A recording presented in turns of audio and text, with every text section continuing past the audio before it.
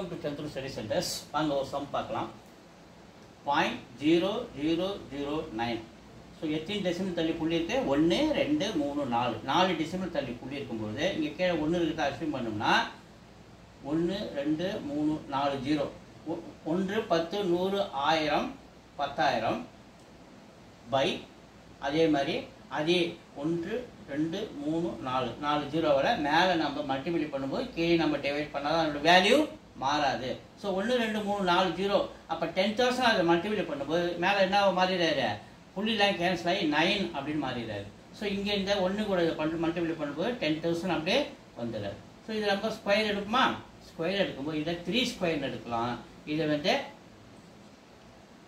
100 square அப்படின்னு நம்ம எழுதலாம். ஸோ தனித்தனியாக நம்ம எழுதும்போது √3 ஸ்கொயர் √100 ஸ்கொயர். ஸோ ஸ்கொயரும் ரூட்டும் கேன்சல் ஆகிடும். அப்படி இருக்கும்போது இந்த 3/100 அப்படின்னு நம்ம வருது.